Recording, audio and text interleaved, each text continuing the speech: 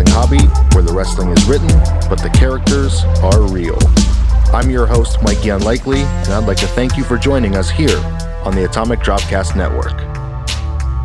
Alright guys, episode 22, and this week we've got one of my best friends in the game joining us, Andy Murray, the handler of Andy Murray, as well as Kale Murray, Jason Nadas, and Jack Hunter. We've got a brand new Efed Spotlight, and of course, we've got the Efed Podcast Question of the Week.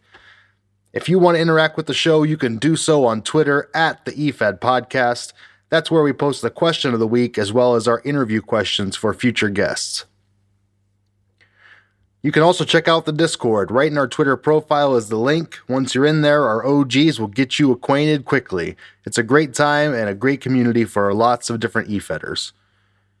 And of course, the Efed Podcast is a totally free podcast that will now air every Tuesday moving forward for the public. A little change to the Efed Podcast. However, if you'd like to support the show, get some extra perks, including getting the show early on Sunday, head on over to patreon.com/Efed Podcast. For only $3 a month, you can catch the show 2 days early, and we've got a lot of other perks and levels for you to check out over there too.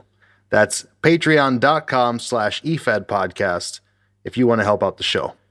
Special shout out to Brian, our producer, for helping out with the show and coming on staff recently. And of course, in the news, it's my birthday. Yeah, as you're hearing this, I just got a year older. Fun stuff. Before we get into the show, guys, let's get a word from our sponsors.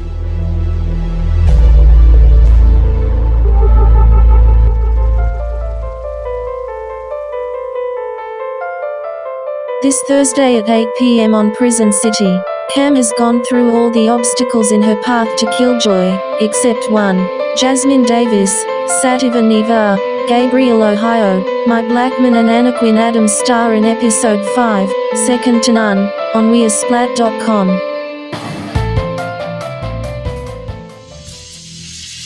Hey guys, are you digging this podcast? Well, we really appreciate it. I'd also appreciate it if you check out my other podcast. The Atomic Dropcast is a look back at the wrestling of yesteryear through adult eyes. We watch the wrestling that we watched as kids, as adults, with a couple of beers in our hands. It's a great time. Check it out over at atomicdropcast.com. You can also find us on iTunes, Stitcher, Google Play, Spotify, or wherever you listen to your podcasts. Defiance, an angle-fed boasting 8 years of continuous fantasy wrestling. Defiance offers opportunities for original characters, micros, a standalone website utilizing Backstage 3 script, and a forum hosted on the long-running fwrestling.com, as well as a roster full of some of the most experienced writers in the game. Come see for yourself at defiancewrestling.com. That's defiancewrestling.com. The Efed Question of the Week. The Efed Question of the Week is brought to you by the EWC. The Extreme Wrestling Corporation is the game's longest-running roleplay Efed, having been established in 1997. With over 100 active roleplayers across 4 unique brands, the EWC offers opt-in booking on all of its bi-weekly shows. It's home to Stranglemania and the 4-day wrestling festival known as WrestleFest. The EWC is built on its welcoming community with zero bias and no drama. All styles are welcome. Come check out the EWC today at EWC4life.com. That's EWC, the number 4, life.com.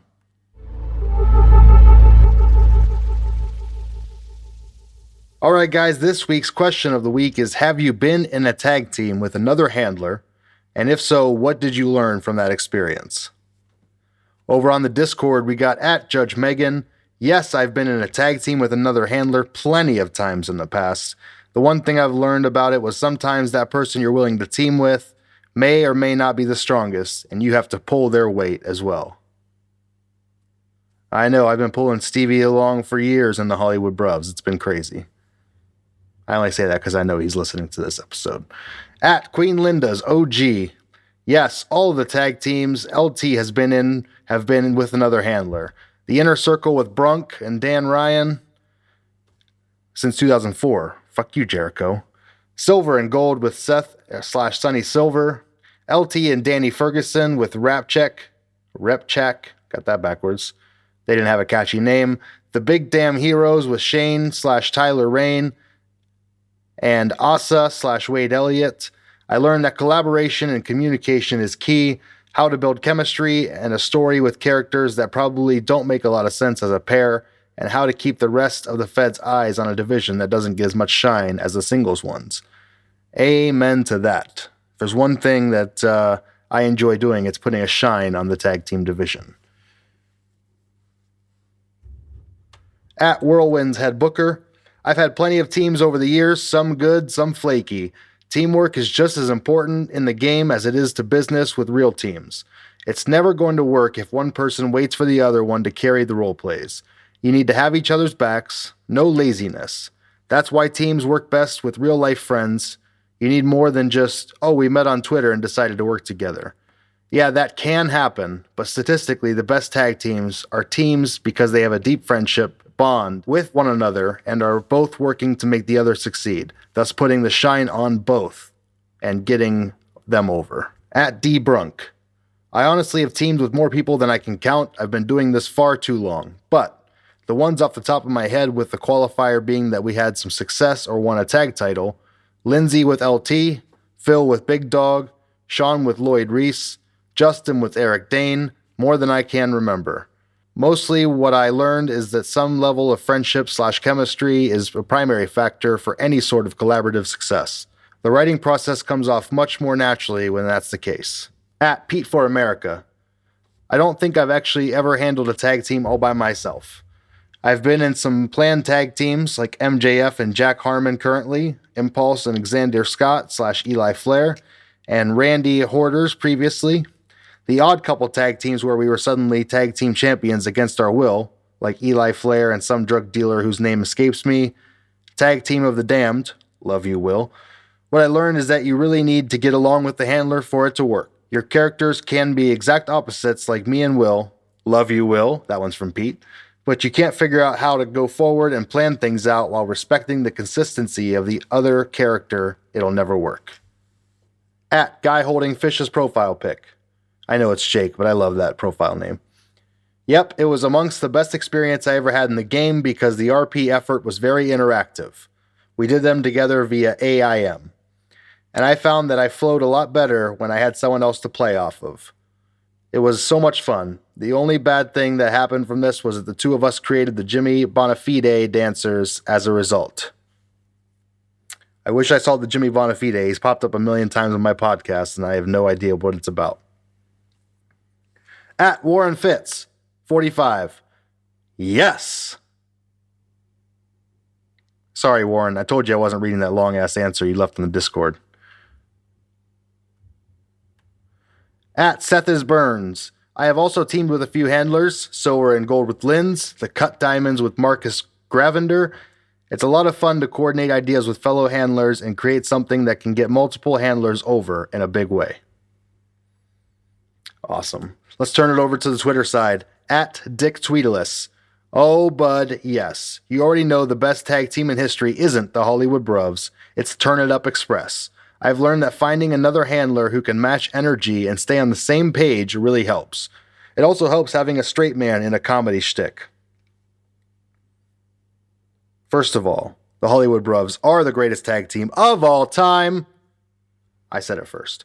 At Booby Dean. God, yes. WTFC, baby. Egg Bandits. I actually started tagging with others back in the SVO and Hostility days, which was a while back. I enjoy it because it's easier to bounce ideas and to simply write when you have someone there holding your hand along the way. Ha ha. Thanks, Bobby. I do miss those WTFC days.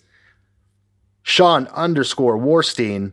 Yeah, at Stop Banning Noah. One of the best experiences I've had in this game. The back and forth between us got me personally in a groove that I haven't left yet, even though he's gone for a bit now. Sean is our former Fuzz, so I'm still going to call you Fuzz. At Armenian Beast. Exactly once. This was in a Fed with 1 week deadlines for 3 RPs per team, no word limits. There were 8 time zones apart, so communications back and forth was a bit of an issue. We made straightforward arrangements. Anything more complex would have never worked. Yep, me and Stevie are working on a 6-hour time difference right now. At Clownrot. OOC, it's hit or miss. I prefer handling a team on my own. In my experience, more often than not, other handlers don't know how to either shine up or back off to allow the handler to shine his own character up. Myself included. However, current character, my best experiences have been with at Mistress AI. At Drake Connors. Yep, several times. What I learned is that with the right partner and a certain level of trust, you can forge unstoppable teams. That's not to say I haven't had people ghost me. There have been plenty. Main lesson was only team with people you trust implicitly or just work alone. That's good advice. Of Dean and Man. My best friend and I had a tag team called the Super Stash Brothers in United Championship Infinite. Great name. Some people hated us. Some people loved us, including the admin, who was an integral part of an angle we ran for 3 months. Lesson learned, don't give a fuck what anyone thinks. Also good advice. At Risky a Go-Go. Absolutely. I may have just gotten extremely lucky here, yet I trust at Super Tiger Risu completely. We're close as people, so the workload is seemingly lighter due to the fact that we're so on the same page. It's amazingly fun when you have this connection. At Bladen Nico. That sometimes it's better to be a solo tag team act, as the former partner I had just upped and left without a word to anyone. That is the worst. At Saint EWC, loads, but most recently with at real_Luke Wolf. What I learned from tagging is that I do a hell of a lot better when someone can carry my ass. Yep, I've been there. I've definitely had to be carried by Stevie, and I'm sure I've maybe carried him once or twice, so it's a good thing. I love being in a tag team. I consider myself a tag team guy at this point in my e-wrestling career, but it's good stuff. Thanks, everyone, for participating in this week's Efed Podcast Question of the Week. If you want to participate next week, hit up the Twitter at the Efed Podcast. Pinned to the top of the profile is where you can find that Efed Podcast Question of the Week. Answer it there in the comments, and you could appear on next week's show. This is Jordan, the handler of Sean Isaac Leonard Kennedy, Silk, and you listen to the Efed Podcast with Mikey Unlikely. This is a segment where we highlight a Fed that's out there, we check out the website, review some of the things we see aesthetically, and check out some of their roster as well. This week's Efed Spotlight is on High Octane Wrestling. You can find them at HOWrestling.com or HO Wrestling on Twitter. High Octane Wrestling is a role-play Fed with one show a week called Refueled. The limits for the Fed are 1 role-play per normal match with 2 for championship matches. As far as tag team matches go, there is 1 role-play per tag team member, so 2 per team. High Octane is a poser Fed with artists Mike Best and Lee Best. They are churning out what I would call the best poser work I have ever seen in a Fed that I've been in. The new models they're coming out with are so good. The new Lindsay Troy, the Max Kale, the Hollywood Bruvs for that matter, they're all spectacular. Max Kale is probably my favorite poser of all time right now. He looks so evil, it's so good. Go check those out. As far as championships go over at High Octane Wrestling, they've got the High Octane Wrestling World title. They've got the Icon Championship, the LSD title, and the Tag Team Championships. HOW also features a yearly tournament that just concluded called the Lee Best Invitational, or the LBI. This year's winner was Teddy Palmer. High Octane Wrestling is currently putting an emphasis on their tag team wrestling division. And as far as their website goes, guys, let me tell you, it is a awesome Fed website. Brand new website built recently, I think over December and January, by Steve Solex. Really good work by him. I love the transitions between pages. I love the drop-down menus and all of the quick links. It doesn't take long to load on my phone or on my laptop. It's a really, really cool website. HOWrestling.com. I think it really stands out above the rest as one of the better eFed websites right now. And that's a challenge to everyone out there. I also really, really dig the link to the eFed podcast right there at the top bar of their website, HOWrestling.com. Swell guys over there at High Octane. The site is constantly and consistently being improved on. These guys love their home fed, and they're constantly trying to improve everything from the poser work to the website to the rules to just different angles to give people more fun and different ideas. However, all of the matches are 100% roleplay based. There is a roleplay scoring system at High Octane Wrestling. Once you roleplay, and after the results are posted later on that week, you will get the results from the previous show with scores of your role plays. As far as some of the wrestlers you're going to find in High Octane Wrestling, you've got Max Kale, Mike Best, Teddy Palmer, Cecil Worth Farthington, Brian Hollywood, Alex Redding, Lindsey Troy, Deacon, Steve Solex, Andy Murray, Perfection, Chris Kostov, Mikey Unlikely, Kendricks, the Hollywood Bros, of course, and many, many more. Dan Ryan's going to be pissed if I don't mention his name, as well as all my guys in the Egg Bandits. High Octane's chock full of veterans of this game, veterans of the roleplay side. It's a lot of fun, guys.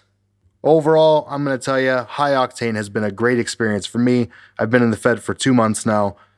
I've had a great time. There was a lot of negative things I heard about the Fed in the last few years. I've been on Efed Twitter and different little Efed circles. But I'll be honest, my experience has been stellar. I've had a great time getting to know everybody, different handlers that I already knew were there, and then a lot that I had not known or gotten to know over the years. So it's been a great experience for me and my friends who all joined with me. And honestly, give them a shot, guys. HighOctaneWrestling.com. Check out the product. Check out the events. I believe right now they are close to capped roster, but I believe maybe based on recommendations, they are taking people in. So check them out. High Octane Wrestling. HOWrestling.com, our Efed podcast spotlight this week on the Efed podcast. Hey everybody, it's Mikey. No, we're not back to the show just yet. First, I want to tell you about my Patreon. Now I know what you're thinking, oh no, am I going to have to pay for the podcast? No. The answer is emphatically no. The show has been and forever will be free. No, Brunk, you will not have to pay for the podcast. However, we have been asked by a handful of people how they can help support the show. And we've also been asked, mostly by Fuzz, why we didn't have a Patreon yet. And I quote, "You stupid motherfucker. I can't believe you don't have a Patreon. I will hurt you if you don't take my money now." End quote. That was Fuzz. He's a scary dude. So with that in mind, you can find us at patreon.com/EFED podcast. Contributions start as low as $3 a month. Thank you very much for your consideration. Please get Fuzz off our backs. All right, guys, this week on the show, we're joined by Andy Murray, otherwise known as Murr. One of my great friends in the hobby, a guy who's been around for a very long time and built quite the reputation over a long career in e-fedding. He retired from the e-wrestling in 2018, or so he thought. Recently unretired to join the ranks of High Octane Wrestling with Perfection, Mikey Unlikely, and Kendricks to form the new stable 24K. Murr, thanks for joining us today. How are you doing?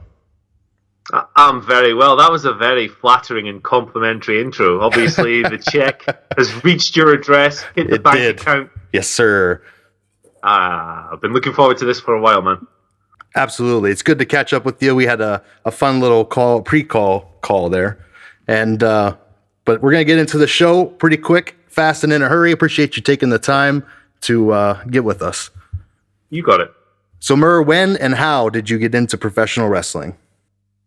Jesus Christ. 1992 Royal Rumble was the first show I remember watching. I had the little VHS tape when I was like 4 or 5 years old. I mean, it's a pretty good show to get in on, right? I mean, Absolutely. One of, if not the best Rumbles ever, up there with like 2001.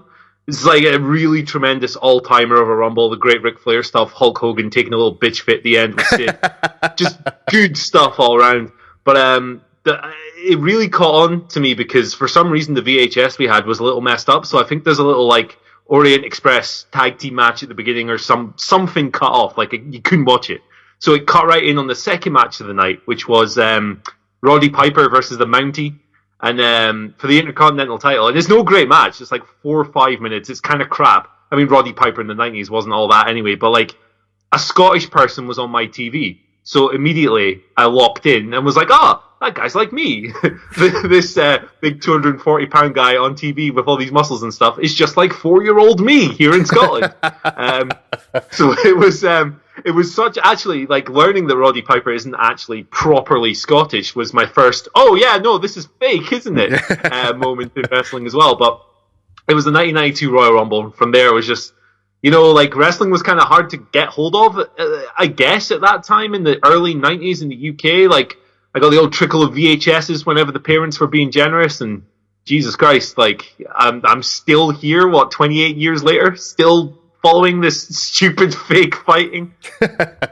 And so you were only watching VHSs at the time? It wasn't on your cable or whatever over there? Yeah, like, to be honest, we didn't get the cable carrier, the equivalent that we have is Sky over here, and we never really had it when I was super young. So, like, I was getting the old VHS, like I was getting the old, not every single event or anything, but, you know, a WrestleMania here, a Survivor Series there, little bits and pieces here, there, everywhere. I like a couple of the tapes I watched so often, like I just destroyed them. Like, what's the Royal Rumble where Mil Mascaris eliminates himself? Is it 97? 97, yes it is. Yeah, like, it's one of my favorite moments of all time, this big stupid idiot just diving out of the ring. But that was one in particular that I just destroyed from going back and forth. So I was hooked on this stuff, but I didn't have all that much tape. So I think it was in like 2000 or 2001, they started showing Sunday Night Heat on Channel 4, which is just a terrestrial, like everyone's got Channel 4 over here. So I was like, oh god, yeah, hell yeah, I can watch stuff now. So like guys like S.A. Rios, Perry Saturn, Gangrel, like these people became my favorites because that's who was on the show. It was when Gilbert was the longest reigning light heavyweight champion and all this garbage. Yeah, man. So like for that period, like we got Sky like 6 months or so later, but for that 6 months, my favorite wrestlers all fucking sucked. They were like, oh, Viscera's here, and it's Bull Buchanan. And I was like, Jesus Christ, this is awful. And then when we finally got Sky and we could watch Raw and SmackDown every week, I was about 13, 14. I was like, oh my god, what have I been doing? Like, you didn't realize Heat was the B or the D show, really. Yeah, man. Like, I thought S.A. Rios was, like, the best wrestler in the world. Like, him and Lita with that red attire and stuff, man. Like, that was everything. But, like, then we got Sky, and, like, well, in my teens and stuff, I was able to go back and buy DVDs and videos and stuff and catch up on everything I'd missed. And here I am today, man. That's awesome. And so you said that Roddy Piper was your favorite right off the bat. But who, as you evolved through wrestling, were your favorites? Let's kind of give the Mount Rushmore the top 4 that you had. Oh man. Okay. Well, Roddy Piper's definitely there. Like, and it wasn't even peak Roddy Piper. Like I said, it was Roddy Piper in the 90s. Like, you know, it wasn't. We're not even talking like the Hogan feud and stuff. It's just Roddy Piper in the 90s when he was kind of like not, you know, the charismatic force he was in the 80s. Yeah. Yeah. So Roddy Piper's definitely there. Bret Hart. For some reason, like, Bret Hart really connected with me, even though I was really young when I discovered his work.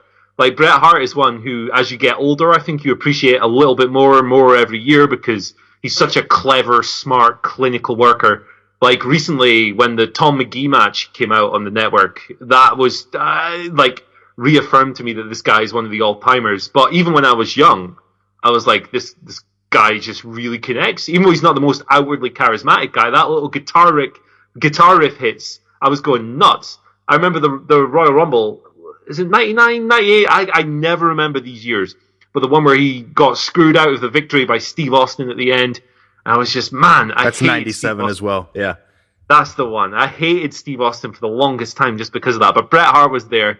If we're talking younger me, I loved Rikishi for some reason. Like, it was the ass slaps. Yeah, man. Like, he was one of these guys who'd show up occasionally on Heat, and when I was going through that little phase, so he's definitely there. And then by, like, you know, 2000 or whatever, I'd kind of gotten over my grudge against Steve Austin for screwing my man Bret Hart out of that Royal Rumble. And he, like, I mean, it's such a generic answer, but Jesus Christ, like what an all-time badass. Even after the neck injury and stuff, for me, like when he became kind of like the Five Wrestlers Doom character wrestler after the neck injury. I mean, I know those were his peak years anyway, but that's, I think, where it really started clicking. But I'll give a special nod on this Mount Rushmore for my man S.A. Rios. There you go. He did have a hell of a moonsault. He did, man. He had a really good look as well. Like I guess he was just a flippy dude. I don't know. I dug him too. I used to play with him in I think No Mercy or one of those N64 games. Yeah, man, he was sick.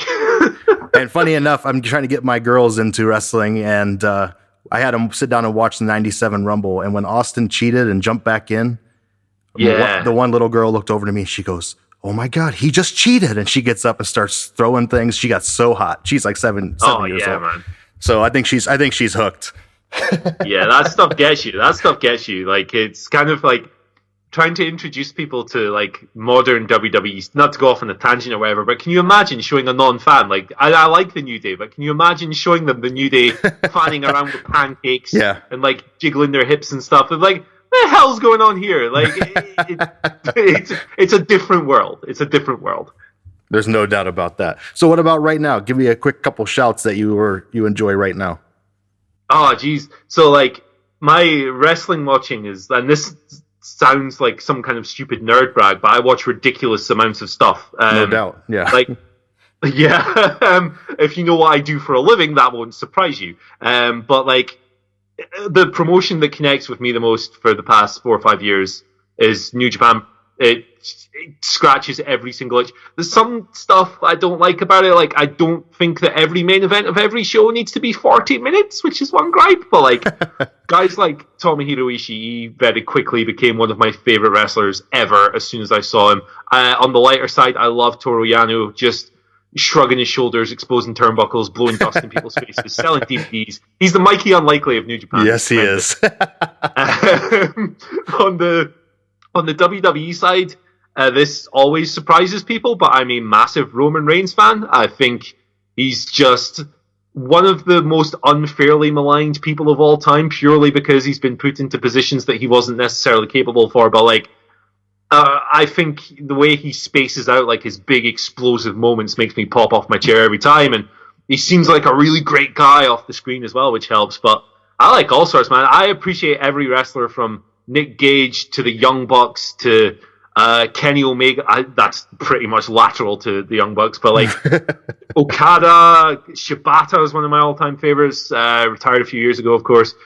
I have kind of a grudge against the kind of drama wrestlers in NXT, the ones who are sitting there staring at their hands, acting like they're Shawn Michaels, except they're not as good as Shawn Michaels, Johnny Gargano. But other than that, man, I'm like, my tastes are really wide. I like a bit of lucha.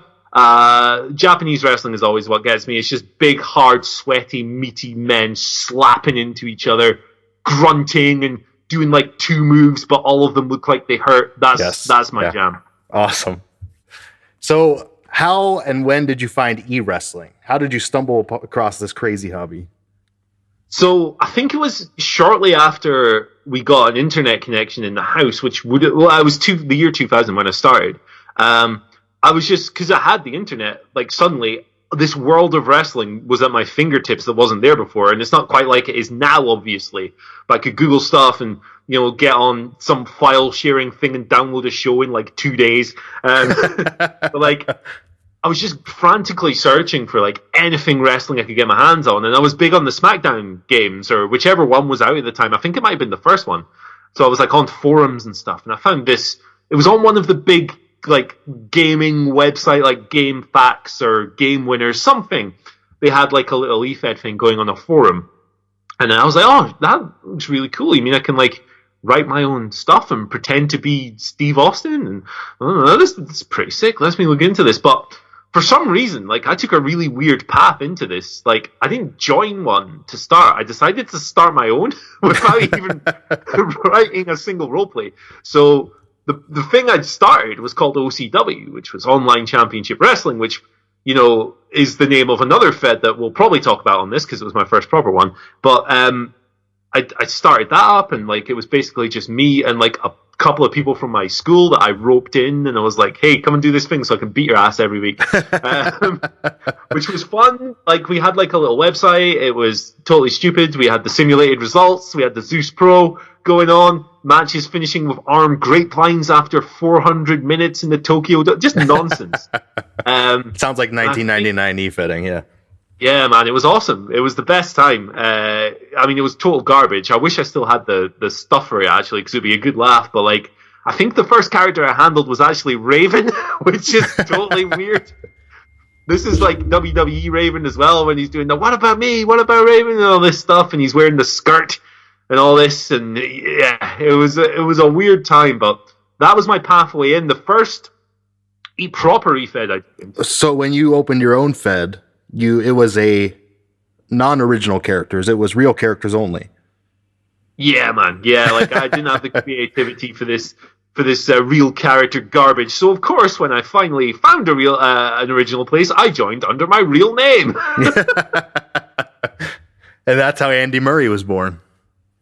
Yeah, that's how he was born. It's a weird story, this as well, but so because my eFed's address was, we used one of those little URL shorteners that added like 700 adverts onto your website, but it was like efedocw.cjb.net. Yep. And I was really annoyed because ocwefed.cjb.net had been taken by someone else. And I was mad at this motherfucker for ages.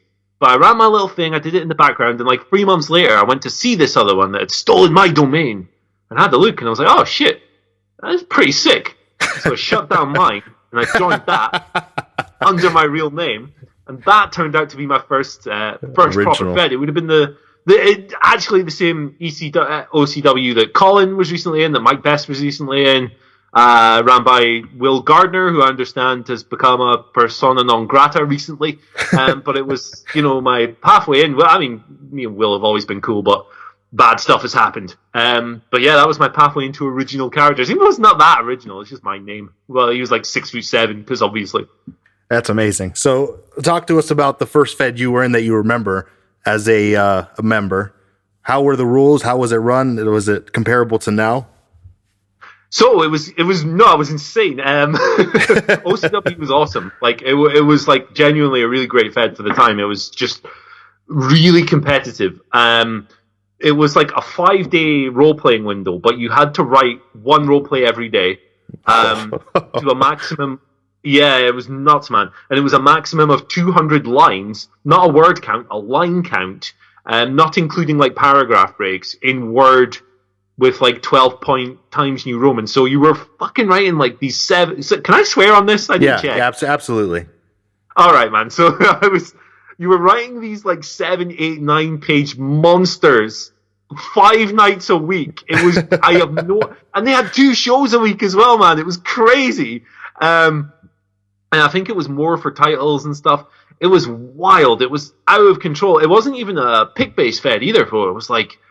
It was all text, and it was really intense, really heavy going. Bear in mind, I was like 12, 13 at this time, and looking at these walls of words that people were churning out every week. But it was a fun time, man. Like the fed at that time, it burned out really quickly. I think my first run there was only 3-4 months, but it burned bright as hell. Like we'd do 2 shows every week. We'd have like sometimes 3 on pay-per-view weeks. When I remember a bunch of people joined at once and we had 2 pay-per-views in a month. It was absolutely insane, but it was a fun place. There wasn't, the OOC environment in these places was a lot different, because back then it was all message boards and the occasional AIM chat and stuff. It wasn't like you look at your phone in the morning and you've got 7 million messages off Discord. But it was fun. There was some people I clashed heads with, but at the same time, like, again, I said about Will earlier, he was the Fed head, but like me and him still like talk like once a year today, 20 years later. Like I've known him more than I know, like longer than I've known most of my real life friends, which is absurd. But it was like a really good starting block, a really good way to kind of instill a stupid work ethic. And I think I've always had that kind of work ethic in the hobby early on, even though in hindsight, I was 12 years old. I was kind of just this loser sitting in his room going, well, I'm a wrestler. I'm going to beat you. But it was good, man. Like, it was. I have nothing bad to say about that place. A couple of the handlers, for some reason, were just kind of bristly, but you get that everywhere. And I'm sure writing 5 days a week, you were becoming a better writer very quickly. Oh, for sure, man. Like, I had always kind of not been good at English at school. Like, when I went to academy and high school and stuff, it was like it sharpened up primarily as a result of Efedding, I think. But like, very quickly, like, it was from comments from people in the Fed and stuff as well. When I came in, like, I was churning out absolute garbage because I was fucking 13 years old. But like, it got very sharpened up very quickly, to the point where, like, I can honestly say that if I hadn't searched the message board and found it, I probably wouldn't be doing my job today, which is just an absurd thought. But yeah, it was a really good way to sharpen up, build that work ethic, develop a thick skin as well, I think, because when you're producing that much content, people have a lot to say. No doubt. You're at that point, you're reaching for things to say. Yeah, that's it. Like, you're responding to each other 4 times in a week, and you're like, man, how many times can I say I'm going to beat you in a row? And then go the next week and say it differently, yeah. Yeah, as well. And like, crazy. Because I was a little dipshit. Like, I was doing, the character was rubbish. Like, his entrance music was Down with the Sickness and stuff, and it was all like, of course it was. I am dark, and I am a goth, and I'm evil, and you're going to experience the dark side, chief. So it was like, kind of like Jake the Snake Roberts, but written by a moron. If you like, that was my next question: is tell us about how Andy Murray was when he started. Yeah, so he's basically like a little new metal dweeb, like because he was what I thought was like really deep and emotional and hard hitting writing, man, which was in reality just cornball crap. Like, he was dead serious, and he was very. The verbiage was all just garbage. Like, you're gonna experience the sickness, and just nonsense. Are you down? Yeah. That's it, man. That's it. I wasn't quite dropping plates on anyone's ass. That would be originated in the UTA about 14 years later. But yes, it was a weird character. Like, I think, like, when you start with an original character, it's always an extension of yourself, and you kind of turn some traits that you have up to like 11 or whatever. And I was a grumpy little shitbag when I was in my early teens and stuff. And I just kind of unleashed that on the world until eventually kind of probably turning babyface, maybe like, I don't know, 6 months in, something like that. And not going heel again for, well, until today. Till today. Which is, and we'll get there.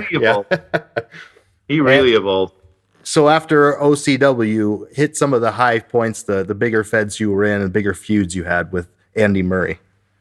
So, like, OCW was cool. Like, it's kind of hard to pick out specific feuds from there because it was just beat someone and move on, or lose and move on. It wasn't really, like, a whole lot going on there. But, like, I went to PCW, I think the year after OCW, which was, like, the big play. Like, it was impossible to get in.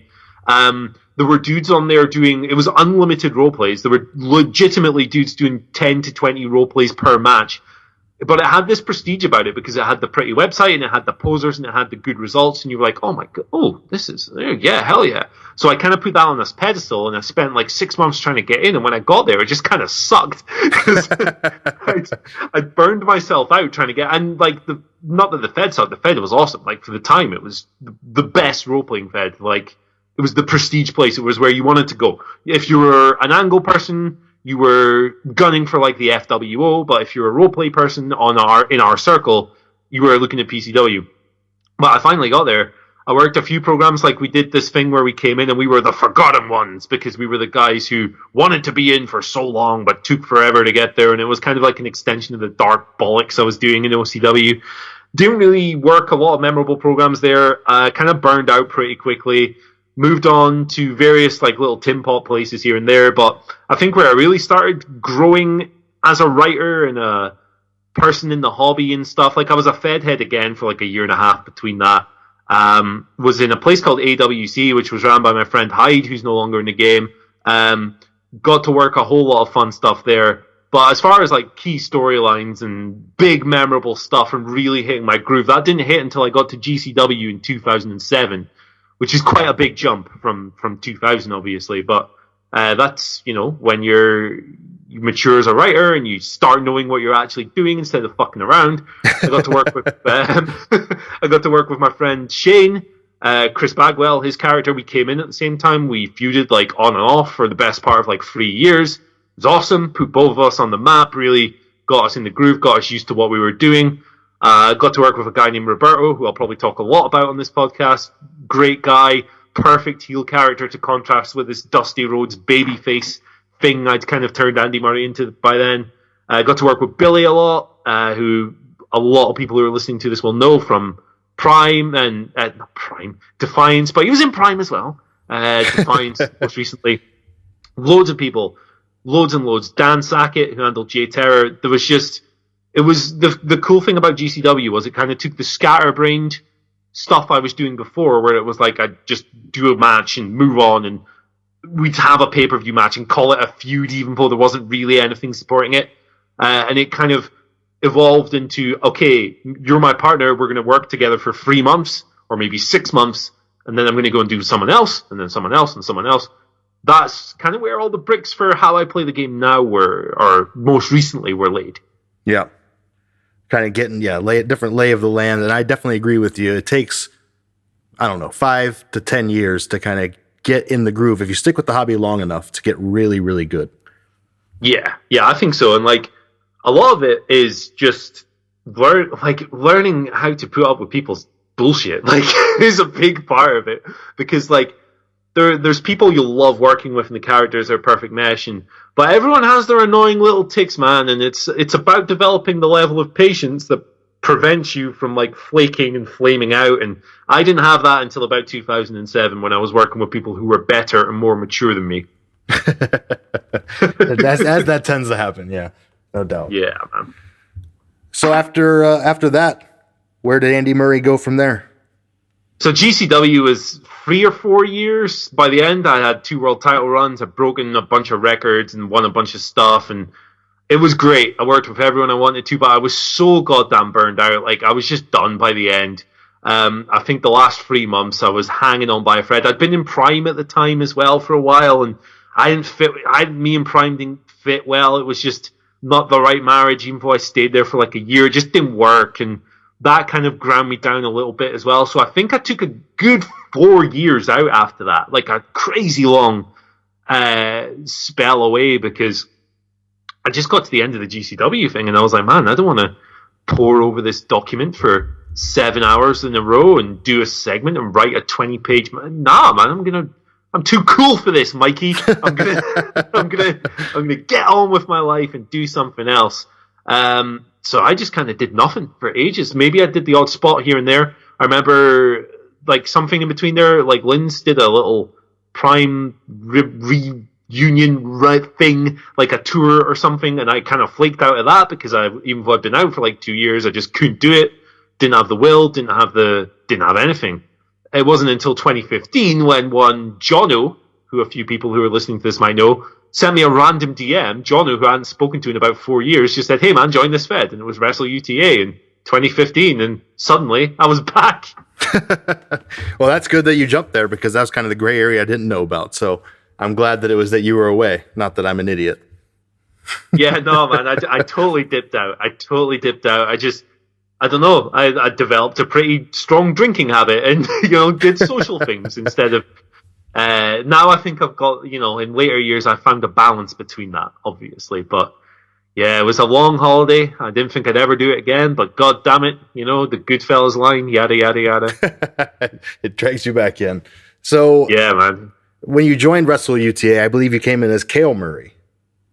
Yeah, that's right. So that was a character that I'd previously done in OCW, in one of like OCW's revivals at some point in the early 2000s. It was a character who I originally wrote as like this little tearaway, like not like Andy Murray, like he's a kind of wasted youth type, like he's really talented, but he's squandering it. And it was a nice little story, like big brother, little brother dynamic. It was cool. It was a fun thing to do. But when I came back in, I was like, man, I don't think I can't be bothered writing Andy Murray. Like I did that for years and years. I just want to explore a different territory, come with a character who's less complete and less fully realized. And flesh him out a little bit and spend some time with a different voice and write a different style of babyface. They're pretty similar, they're brothers, they've got a similar voice and all that, but Kale's a very different guy to Andy and so forth, and it just felt like a fresh thing to do. On top of that as well, I was coming back after like 4 years off. I might have sucked. Like, there was a strong chance that I would have been just terrible, and I didn't want to come in with, like, my legacy character and be crap. Be bad, and lose every match. Because there were people in UTA who knew who I was and stuff, and part of it was a stupid pride thing, even though none of this matters. And it's all fake wrestling, just internet-made-up stuff. But I was quite precious about that for some reason, so I crafted Kale, and then I met all you wonderful men and women in the Wrestle UTA. Yes, that's where you and I had met and became friends. Shortly after we became enemies, and I told you were part of Justin's dick-sucking club. Yes, what a time to be alive. Yeah, we hated each other for about 2 days. Yes, as I was part of Dynasty, and you were part of the new group coming in. And funny enough that I was friends with Jono as well, part of Dynasty. And so what began as anger turned into a beautiful friendship. Yeah, beautiful friendship, man. We've been on vacation twice together. Yes. It's ridiculous. Like me, you, Stevie, Jay, like UTA was, oh God, it's like. It was the right time in life to hit as an adult. For sure. Like UTA was something else. Like Ben, bless Ben, but Ben likes to run his promotions, his feds in a certain way. And that way is Wild West, baby. Chaos, yes. Yeah, just like he doesn't like to interject. He just lets people sort shit out like adults, which is good and fine if you have as long as you have adults. Yeah, but we had, it was like a crash at times in the UTA, but it was fun. The way I just remember, like the late nights in the DMs and the group chats, like going, "Oh, this guy said this, and what do you think of Dynasty? Dynasty don't like us. And, oh, but this guy's politicking, and this guy and this." It was exhausting at times, but man, it was kind of fun. Like it was a total train wreck at times as well. That not to discredit it because the writing was good. We produced stuff every week. It was very efficient. We got feedback from Ben. Like he was so hands-on. He was always available, always there, always contributing stuff, putting ideas in. But it was mental. It was absurd how many arguments and like pissing contests and stuff they were, man. The thing was, I think, I have a theory that every time you come back after a little time off, right, the hobby's grown, not necessarily smaller, but your circle of it has grown smaller. So people who you wouldn't have normally interacted with, the more argumentative types, I won't mention specific names, but you can probably guess who I'm talking about. These people who you would have been nowhere near years ago were suddenly in your sphere, and now you have to interact with them, and it's just chaos. But the UTA was fun, man. I got to meet you and Stevie, who are I consider and Jay, who I consider 3 really good real life friends. I got to reconnect with Jono, who actually went to the same university as me, which is crazy. So did Stevie, actually, for that matter. Met Justin Taylor for the first time in the hobby, became really good friends with him as well. Worked with Gary, who's in HOW now. Yes. It just made a lot of really good pals.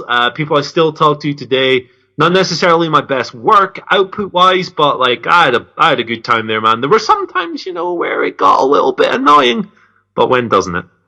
Yeah, absolutely. UTA was great. It kind of consumed your lives for a minute there. It was you were in it, you were writing your stuff, and then you were in the drama for hours on end.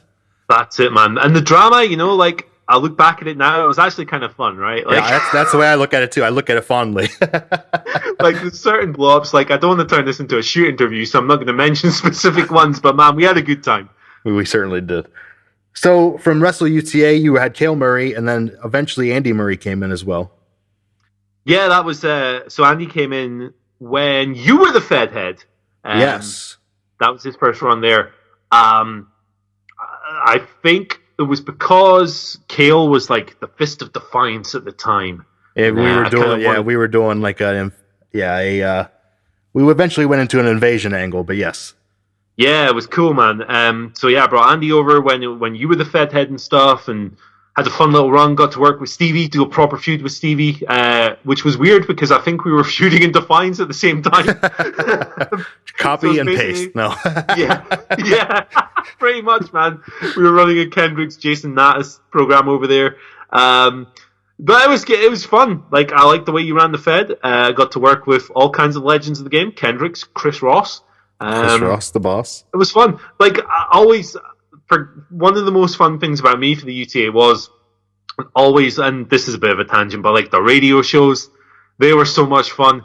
We probably annoyed the piss out of everyone else, but it was like me, it was you, it was Colin, it was sometimes, people who weren't even in the Fed would get on the call. Like, it was madness. It was chaos, just like the Fed. Yeah, it was crazy, man. And we did a Century Club one night, and God, I know that's kind of like, they do that in HOW all the goddamn time, but we had a blast, man. I almost missed those days, Yeah, absolutely. It was one of my favorite times writing. It was awesome. So before we move on from Wrestle UTA and get into Defiance, let's touch on Jack Hunter. Jesus Christ. The Little Bruiser. The Little Bruises himself. So Jack Hunter was a character who came into Wrestle UTA. He kind of flaked out. And instead of completely dismissing the character, you decided to kind of not take him over, but kind of come up with a new Jack Hunter. Yeah. So Jack Hunter was a character who, like you said, he joined the UTA, man, and he sucked, right? He was like, I think the UTA didn't have like a sample roleplay on the application, I think, or Ben just basically let everyone in, and it was like, well, if you suck, I'll just get rid of you. It's fine. But Jack Hunter came in. He posted one roleplay. I think it was like 2 lines long. It was about street fighting and covering people in little bruises. Actually, here's a little bonus, right? I tell you what, man. I've got my Defiance bio up, and my Defiance bio, the biography part of it, the history part of it, was copy and pasted. So I'll just read that. Give you guys a flavor for anyone who doesn't know some about old Jack school Hunter. flavor. Oh God, we'll talk about him. Jack Hunter's bio. Jack Hunter. His parents died when he was 5 months. His aunt took care of him when he was 18. He moved out. That's one sentence, by the way. And now, he's trained MMA. He's trained jiu-jitsu. And he's trained everything. He's been trying to hurt people because of his parents' loss. And he started to do that in his chance of becoming a wrestler. He street fighted at 15, but he is wrestling now. And he is going to street fight you and cover you in little bruises. And, like, the character was, when he got the poser image, like his poser description was like CM Punk. Yeah. So Ben made the poser of CM Punk, and it was just, it became this hilarious thing where we were all kind of laughing at it, but he only lasted like a week because he sucked. And he posted this roleplay that was so bad, Ben deleted he wiped him out of history. And it came down to it, and we got fired, and I said, this is gold. Like, this is like the equivalent of like the WCW Doomsday Cage. This is so bad, it's amazing.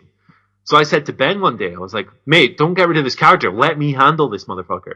And he was like, oh, well, there might be a problem there because Dusty, who handled Zalia Fears and runs MBW still today, I think, pretty impressive run, he wanted to do it as well. So he got us in a group chat and basically said, right, guys, hash it out. I don't understand why either of you want this bullshit character.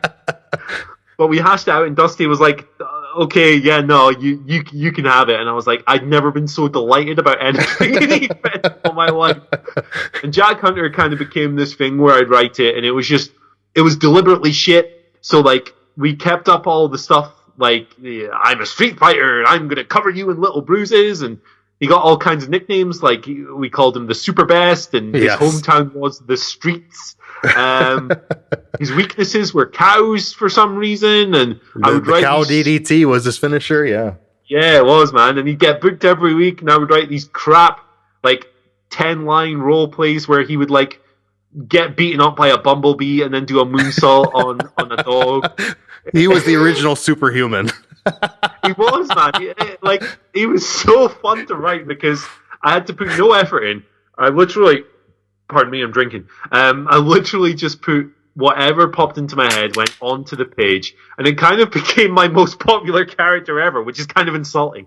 He's a cult classic. Yeah, he would fuck your bitch and steal your microwave. That was his line, baby. That was his line. Amazing. Defiance as well, and me and Colin had a feud, and it was just I had ideas. I had so many ideas for Jack Hunter. At one point, I was gonna just write him screwing up, and then he'd take a bad head knock or something, and suddenly he'd be a normal dude. And then he'd get slapped in the face, and he'd go back to going, I'm going to cover you in little bruises. He used to do, a regular bit for that character was he'd moan about not getting booked. So he'd bring a pile of books to the show, and hit himself in the face. That's so he got booked, yeah. Yeah, that was him getting booked, man. It was stupid. It was insane. I might bring him to HOW. Because it was fucking awesome. It was so much fun. Jack Hunter is a classic. If you have a chance, check out his stuff, whether on Wrestle UTA's archives or elsewhere. It's fantastic. DefianceWrestling.com. Yeah, it's all there on Defiance, baby. Well, let's talk about Defiance. You moved from Wrestle UTA to Defiance Wrestling in Anglefed, and took Kale, Andy Murray, and Jack Hunter, and then eventually created Jason Nadas. Yeah, so Jason Nadas was a character that I had actually in Prime, a while ago. Me and Prime never got along. The writing style didn't mesh with mine. I could never really break into their little, I don't want to call it cliquey, man, because there was a lot of really good people that got along really well, but there was kind of a harem there that was really impenetrable and not a lot of fun. The writing there was absolutely stellar. I have nothing to say bad about it, really. It just wasn't a good fit for me, man. It was like Bret Hart going to WCW. I know Bret Hart got kind of messed up by big stupid Goldberg, but whatever. It just wasn't right. But I had the chance. I took the character to Defiance as well. I was very wary of Defiance because while me and Justin had become really good pals in Wrestle UTA, I still talk to him all the time these days. We get along really well. We've never argued about anything, which is crazy because I love Justin, but Justin has a short fuse and stuff, and I do to a certain extent as well. But we just click. We're just good handlers together. But I was wary about it because I'd always heard of Defiance as this place full of just asshole shooter guys who take it too seriously and all this stuff. And I was like, oh god, well, I mean, all my friends are going there, so yeah, I'll go there. I'll try it out. And it turned out to be the best, run I've ever had. It was brilliant. I loved it. I'd never properly done angle feds before, but slotted into it right away. Once I got used to all the docs and the arc plans and the run sheets and all this stuff, I was flying. What attracted me most to Defiance was that it was first and foremost a wrestling promotion. It wasn't, you're not taking your goddamn Undertaker Matt Hardy teleport into the ring character with the drones and the lightning coming out of his bum and all this stuff. You're not doing that in Defiance. You're going to come here and you're going to write an 80s style wrestling program, and it's going to be simple to the point storytelling, but the kind of stuff that has always worked in the sport. And that's what I like mainly in proper wrestling. So it fit to a T. It was a great crew. We had all the best guys, pretty much, most of them anyway, coming over from the UTA. We had yourself, Stevie, loads of great people. Jay was there for a bit as well. We had Will, we had everyone you can think of, basically. Great influx, great times. Got to work with people like Brunk for the first time. Got to work with Pete, got to get to know him. Got to work with Linz for the first time since Defiance. We didn't really do a whole lot in Defiance, even though we were good friends. It was just great. For 2-3 years of the best writing I've ever produced with my 3 favorite characters and Jack Hunter. I honestly have nothing bad to say. Like everywhere else, I got burned out towards the end because I was handling 3 or 4 characters and I was on staff and I had a social life and responsibilities, and it took a lot out of me by the end. But man, that was one hell of a place. I loved my run there. So check out DefianceWrestling.com. It's still open, still going. Hell yeah. So you did get burned out, you did end up leaving, and you thought that was all. Yeah, I thought that was it, man. I had my long reign with the Fist, which is Defiance's top belt. Worked with everyone I wanted to. Got to work with Evan. Had a great feud with him. Got to work with Justin. Got to work with yourself. Got to work with Stevie. Worked with everyone. Did a mantra segment with literally everyone. I was done. I think, me, you, and Stevie, it was when we were on vacation, actually, in Chicago in 2018. We were just sitting in our apartment, and I think all three of us were so fucking done. Like, there was one night where I was like, oh, god damn, I've still got 2 months of content to write before I'm finished and all this. And you guys obviously came back a little sooner. But I was so finished. I was so done. For the second time, I think I was like 30 or 29 years old. I had no interest in ever doing this again. And I was going to scratch my itch just for wrestling. I was just going to watch more and going to watch some Big Japan Pro Wrestling and stuff I didn't have time to because I was writing goofy segments and stuff. And then a year and a half later or so, well, that was before that. There was the CWF in between that, which was... It was, yes, that's it. It happened. It happened, and then it was very dramatic and not good. So, and then Stevie, I got Stevie in the chat. You let's just put it out there. You, I, and Stevie have a private chat that we've been sitting in for about 6 years, and we comment back and forth. And obviously, you touched on it earlier. We've enjoyed our vacations together. Where we all flew in, I think 2017, we all flew into London, hung out in London for a week, Stevie, myself, and you. And then in 2018, Jay joined the fray in Chicago here in America and had a great time there. Great time, man. You touched base there, but in that chat, I've been bugging Stevie, let's bring the Bruvs back. I want to write the Bruvs again because it's so much fun to get in a chat with Stevie. It's the most fun I've ever had in writing, is just getting with Stevie in a doc and just going nuts. Hell yeah. So I finally got Stevie to come back, and what's he do? Not only day one, but constantly is just badger you to come back too. Yeah, man. I remember it, and I was like, I think it was just maybe like October last year, maybe November, something like that. It was the run up to the holidays, and I was like, oh man. I was like, guys, like internally, I was like, I'm so done. But this does sound like it would be kind of fun. So I think like you guys were super proactive and you were organizing stuff and pulling strings and going, what about this place and this place? And I was like, I didn't want to say no because I was like, oh, this is my boys. And like, I know if we do it, it'll be fun, but I'm done. I know I'm done.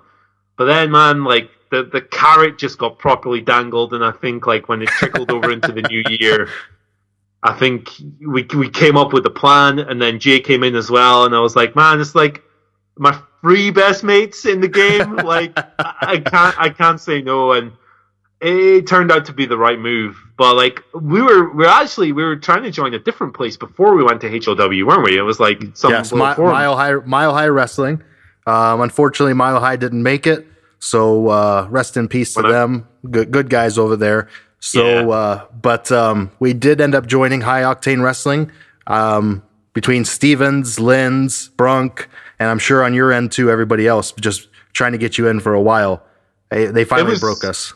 Yeah, it was an interest. Like, to be honest, man, like nobody, like nobody really ever approached me about it. Like, I think a lot of people, judging from the reaction when we had our awesome, like, totally blowing our own trumpet here, but our awesome debut angle, like, got everyone off, like, because it got everyone, it worked everyone. Yep. Everyone expected to see the Bruvs. No one expected to see Andy Murray.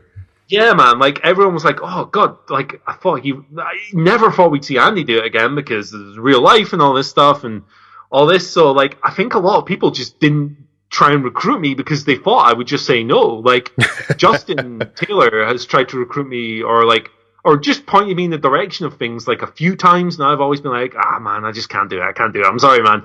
And I think everyone else was like, nah, that guy, Andy's dead. Like, you know, I'll talk to him like once every 6 months, but I'm never Efedding with him again and stuff. And nobody really, like, I spoke to Mike Best like a few times, like randomly, just on Facebook, like shooting shit about certain other things, but never Efedding or anything. So it was a weird one, man. Like, I never thought I'd see the day where I came back. I never thought I'd see the day where I was in HOW, which was another place that I always assumed was full of big, scary, angry men who I wouldn't like. Same. I heard when we were in Wrestle UTA, that's what you heard is, oh, you don't want to go to High Octane. Oh, High Octane has a reputation. Mike Best and Lee Best have a reputation. And I can tell you, honestly, we've been there for going on a month and a half, and it's been nothing but spectacular. I've had a great time. Everybody there has been super cool. We've had no issues with anybody. Yeah, it's been cool, man. Like it's kind of tough for me to get integrated into communities and stuff these days because I don't have the time. Legitimately, everyone says this, but I legitimately don't have the time to like look at chats and stuff like more than like a couple of times a day and stuff. Like, yeah, if you catch me in the DMs or whatever, I'll speak to you. But like, I'm not going to be like popping in chat rooms and stuff. But it's been a really easy integration because it was like when I came into Defiance, it was like, holy shit, like I know like 7 or 8 people here, like Ford, Linz, Mike Best was there. We never worked together and stuff, but like Brunk, all these people who I've known or names I've recognized or people I've spoke to in the past, it was an easy transition. Lee is fantastic. Like, no, I'm not even saying that for like brownie points, although a push would be nice. It's always nice. He's just really, he's got really great ideas. He's really proactive. He's really dedicated. He's a really easy guy to talk to. He's a fun guy to talk to. I like the way he presents his Fed. I like the way he runs the ship. It's a great place, man. It's not the scary hole of angry testosterone guys that I thought it was. And I mean, I get along with everyone that everyone hates anyway. But you know, it's been great. It's been great. It has been great, and not only that, but some of the best posers I've ever seen. The posers are great. Like probably the best since Owen, who was a guy that like did the rounds years ago, like did posers for like some of the PTC feds. I think he did some HOW stuff as well. I'm not too sure, but he was like an artist with his shit. But yeah, man, the poser work's great. It's the best Andy Murray I've ever had. Like same with Mikey. Yeah, it's just really good stuff, and I like that the extra effort goes into making the whole thing look presentable and nice to look at, as well as having the good content from the role plays and stuff. It's it's one show a week is not easy, but it's a hell of a place. It's a great time. Hell yeah. All right, man. Let's move on to the Discord and the Twitter questions. Are you ready? No. Yeah. Let's do it. Let's do it. I hope there's some bangers. Well, there is some bangers. We're going to start with Lynn's. You got this one earlier in the week because there was some prep time involved. But I'll hit the question. I'm not going to list all the names, but I'll let you do what you're going to do with them. So at Queen of the Ring on the Discord, time to play Fantasy Booker Man. 20 names you should recognize from your Efed travels. Book them on a card or a feud, whatever you want to do. All right, so I booked a card, right? I'll book the pay-per-view here. I don't know what the pay-per-view is called. You can make it up. So with the names I put together, the opening match on this show is a GCW versus Prime Dream match between Leah Ambrosi and I don't know how to say this character's name. I think it's Killian Sirajin. It's 2 characters that I don't really know all that well, so I've been really lazy and just thrown them together because I'm a lazy guy. The next match I've got here is Clyde Fox, which is Ross. I believe he's in Defiance now, right, Ross? Yes, he is. He is Roland's brother. I met Roland as well in Chicago. Yes. Clyde Fox is like this childlike, innocent, like little goober in a grown man's body, like a total sweetheart babyface, going up against Hessian, who is like a 7'8" goth murderer. That's a great matchup. It's a dream match, man. Next on the card, I've got 3 years in the making, a briefcase on a Combine Harvester match with the special guest referee L. Bruises, who we still don't know the identity of, Jack Hunter versus Cecil Worth Barvington for Colin. The next match on the card is a Shake Hands and Form Dynasty match. Oh, I like that. Between the Hollywood Brubs and La Flama Blanca and Perfection. I don't know how you win that. You just shake hands. That's it. It's simple. You shake hands and everybody walks out happy, yeah. That's it. You all share the microphone and then there's group chats and everyone's annoyed. Love you, Will. I love you, Will. Man, that was such a meme for a while, but me and Will get on now. It's all good. The next match on the card is a GCW versus Prime Dream match, but it's actually one I'd like to see. It's Lestat Knight versus Chu. The next one is kind of funny, right? So on this list, I had Lindsay Troy and Vivica J. Valentine, who are like probably the 2 most prominent like female characters from basically that I know of in the hobby from my like spheres. Those are the 2 big girl characters, as we say in the business. Yep. And I was sitting there today when I was looking at this list of names, and I was like, man, have they ever had a singles match? Seems kind of like something that should have happened. So I did a bit of research, and I know Linz was in GCW for a cup of coffee for a while, so I was like, oh, okay, let's have a look. Oh, wait, yeah, no, there's a match, and it's on the archives. I was like, okay, cool. So I clicked on the match to see if it actually went down, and it was the main event of a show. The show was worldwide. It was the weekly show. Main event, slots here. I'm looking at it now. Poser images are there. Lindsay Troy versus Vivica J. Valentine. The text says, I will edit this match in soon enough. What year was that? This is from like 2008. Well, bruv, our definition of soon is not the same as yours. No, so whoever was writing that match presumably still hasn't done it. But yeah, so we're gonna see it here on your card. Yeah, man, you're gonna see it here 12 years later. Lynn's let me know if you guys actually did this match, because maybe you did, but hey, whatever. Next on the card, the 2 matches left. I got the Goober Gauntlet, which is where I've thrown all the jobbers, apart from Jack Hunter, is Jimmy Bonafide, who is like a proto Jack Hunter from Prime. He was awesome. I've got he keeps popping up on the podcast. Oh man, I'll have to show you some Bonafide content someday, man. It was tremendous. Very good. Versus Skylar Montgomery, the light master. Skylar Montgomery's a weird cat, man. Like, everyone knows Skymon. Everyone. Because he's been everywhere. And he's been doing the hobby for like 20 years. And he's been the same idiot for the duration. And the final participant in the Goober Gauntlet is the one character I don't actually recognize. It's Hill Waynes. Do you know Hill Waynes? I don't know who that is. I don't know. I know Will Haynes. Yeah, that doesn't ring a bell. And then in the main event, I've put myself in the main event because I am Dusty Rhodes and I have a gigantic ego. The main event play this game, you have a gigantic ego. Exactly, man. It's just a total masturbatory. I've never worked with these guys in a proper match with these characters, and I would have loved to have done it. I just didn't get the chance. It's a triple threat, which is Andy Murray versus Eric Dane versus Brandon Youngblood, who was handled by Aaron Dillon, who is one of the best writers to ever do the hobby, but is long gone from the game. So that's my card. It's a mix of bullshit and good shit. There you go. I love it. It's completely wild. It's just like Wrestle UTA. Yeah, man. So let me touch on it. I forgot to bring it up earlier, but you mentioned Eric Dane. Eric Dane versus Kale Murray and Wrestle UTA right towards the end. One of my favorite e-wrestling matches of all time.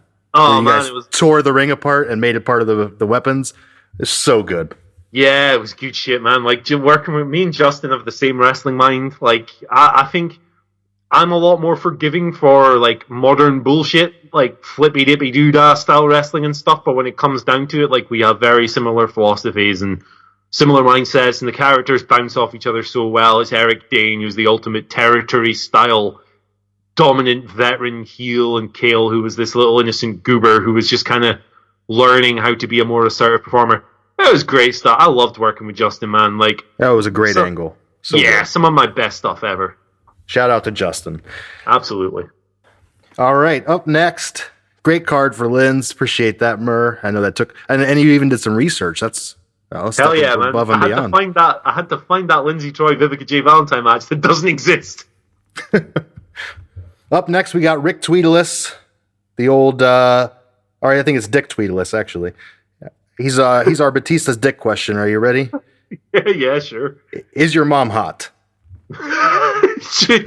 What? He asks it every episode to every guest. He asks if their mom is hot. How'd you answer that? Like, what? You got to listen back. There's some good ones. All right, including Lynn's. Yeah. I will say this: not as hot as your dad. Oh, he's got you there. And is she single? No, sorry, mate. Sorry. Oh, sorry, bro. There you go. Okay, his real question. He's got two. What would you say is your greatest personal achievement in e-wrestling? Oh my god.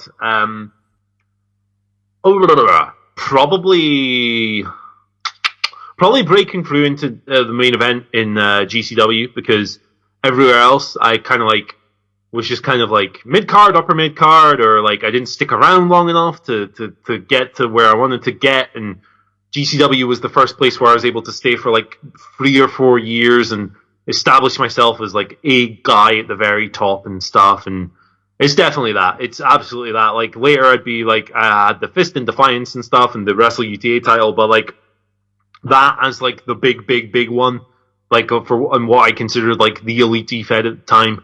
That's got to be it. I think the first time you do it, it means more than like later on you're considered a main eventer and you're expected to win those matches, but that first time you do it, it just means that much more. Yeah, man, it's everything. It's good stuff. So if you could sit down with any wrestler for a one-on-one, who would it be and why? Oh God,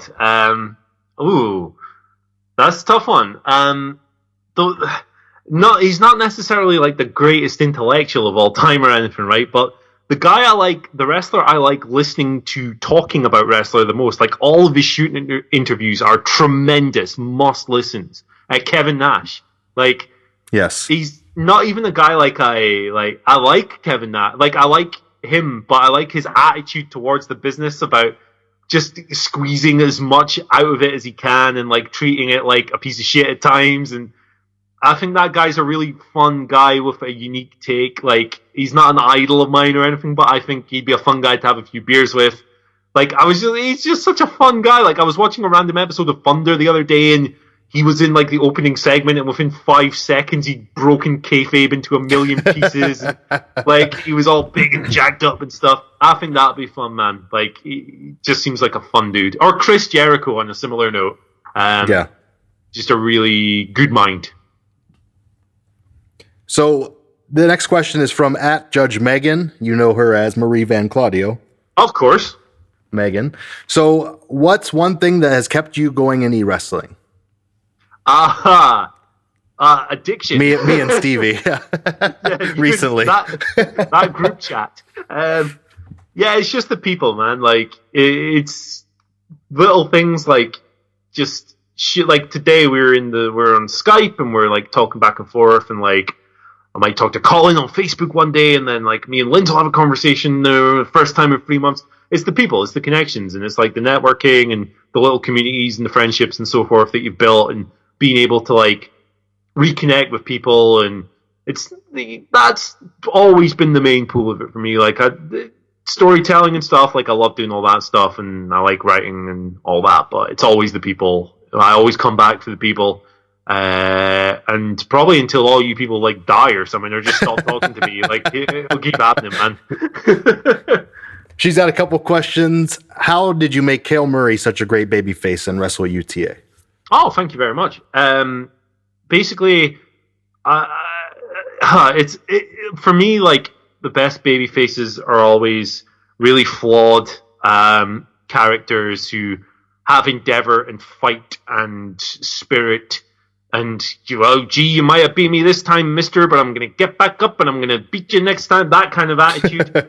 It just comes from, like, anything I've done in e-wrestling has come from actual wrestling. Like, that's always the foundation. It always is. And for that character in particular, before I dive back in, like, I took it way too seriously, and I went and watched a bunch of old Steamboat stuff and not Dusty stuff, because that was, like, more of an Andy Murray thing, but, like, Sting and people like that, like the classics, the 80s, the 90s, early 90s, and kind of honed them into my own character. My key with him was to not be so, because Andy Murray's quite a boorish character. Like, the difference between the two of them, I always say, is that, like, Kale will challenge his... Yeah, like, Kale will challenge you to a match if he wants to settle a beef. Andy Murray will punch you in the face and drag you to the ring. Like, so I wanted to write something that was a bit more... He was earlier on his journey, and he was coming from, like, a bad place. Like, I started writing him, like, his career was in tatters, and he was trying to rebuild. And it was basically that, coming from a place of humility with the character and building him towards something more assertive. And it was like a 2, 3, 4 year arc. And... it was just fun. There you go. It was a lot of fun. I enjoyed reading Kale Murray. That's the first character I knew from you. It was good. So, yeah, man. Out of all of your characters, pick a favorite match that they've had. You kind of already gave us what Andy Murray's was. Why don't you give us another favorite that you had with one of your characters? All right. So there's a few of them. Like, I really liked the last Jason Natus match I did with Stevie, where it was a loser leaves town thing. But it was one-sided, and it came off really well. But I can't look further than the match that me and Evan did in Defiance to blow off the Bronson Box Kale feud. I think it was like it was a no rope thing, and we ripped the that's place what I was apart. thinking of earlier. Yeah, it wasn't Eric Dane. It was Bronson Box. Yeah. That's Sorry. the one. Yeah. Sorry. Shout out to Justin too. We had a similar one. Yeah, Bronson Box had a great match. Me and Justin had a very similar one, in fairness, but that match was like, it was easily the best thing I've ever written in the hobby. It was just, and Evan is so good. He's so good at this stuff as well. It came together perfectly. Me and Evan worked together we did like a 9-month feud. It was awesome. It was never not just so much fun to do. And that match was like, I could reread it today, and like, usually when you reread your old stuff, you might be like, God, I suck. And like I can still read that today and go, oh Jesus Christ! Like how did I pull this off? It's my Kale favorite Murray thing. versus My favorite Bronson thing I've ever. Box. That's a good one. That's the one. So, man. P.S. from Megan, it's awesome to see you on What Culture. Oh, thank you, thank you very much. Up next, at Billy in the Field in the Discord. How Andy Fowler, it is I, Lindsay Troy. Long pause. Ha! I have tricked and deceived you. It is I, Shaman, deep in the forests of Kansas. If you could book a dream feud between someone in your PTC days with someone from now, who would you book? Oh my God, that is absolutely tremendous. What a phrasing. Mate. From my PTC days. A character I always go back to who was just like Josh, the handler, is one of my favorite people in the world.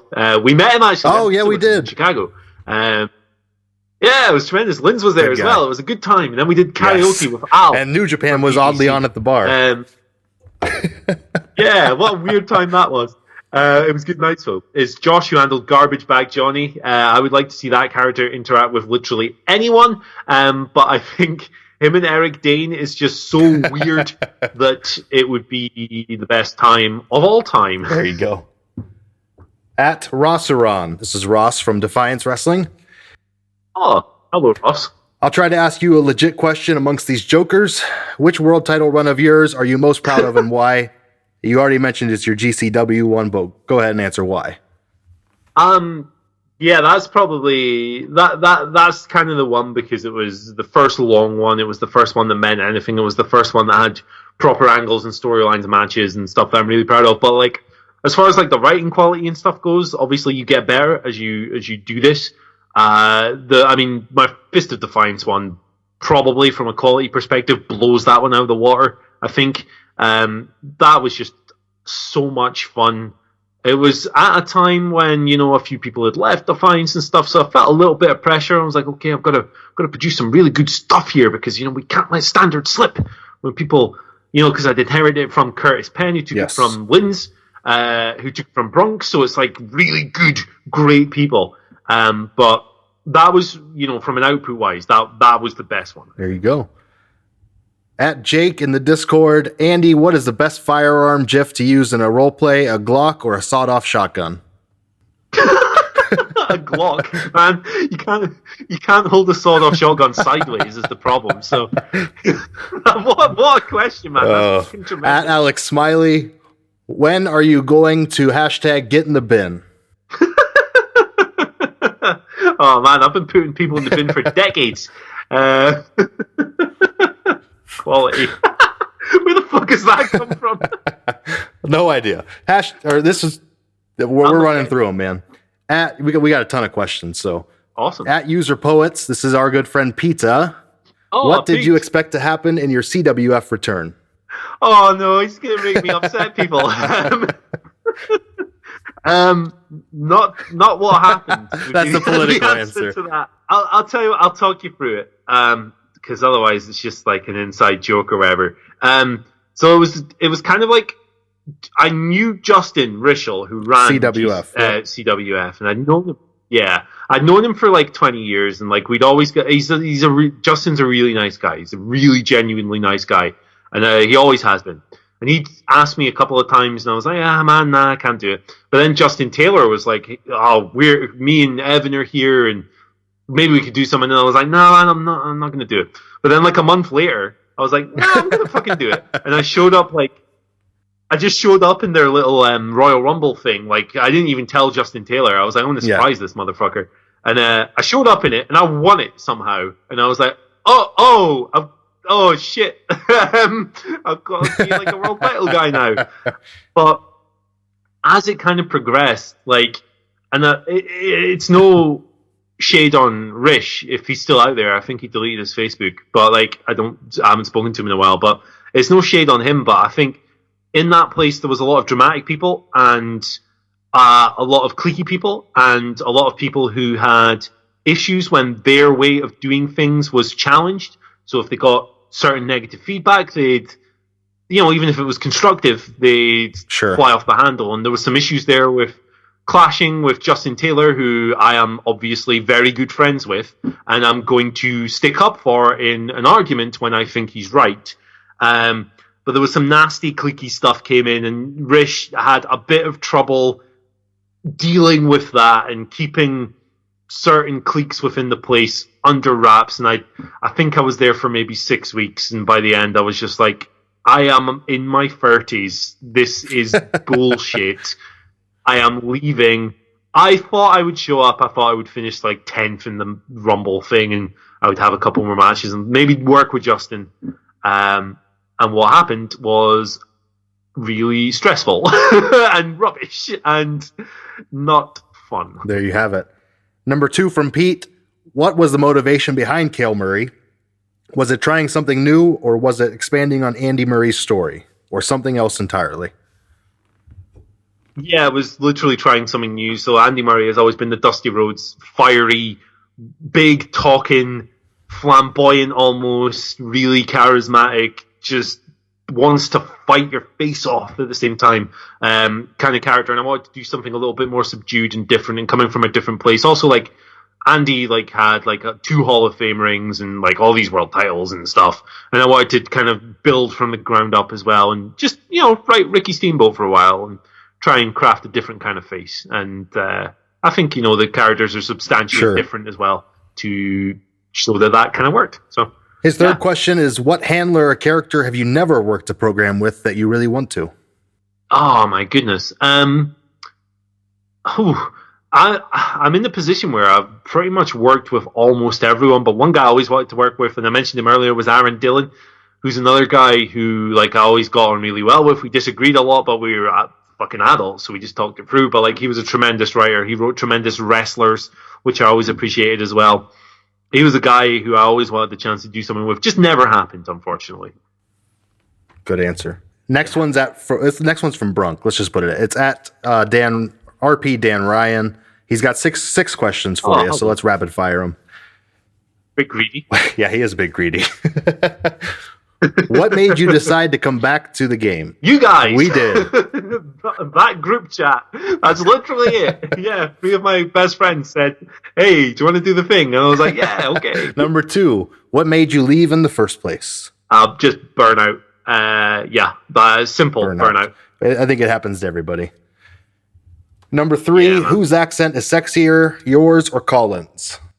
See, Colin would tell you that I sound like a fishmonger, but Colin sounds like a stabber, and I would rather sell fish than stab people. So, obviously, also stabbing's not very sexy, and fish, you put a fish in a little bit of lipstick, give it a nice tutu, get a nice haircut. A fish can be pretty sexy. So it's they got those fish lips. You never know.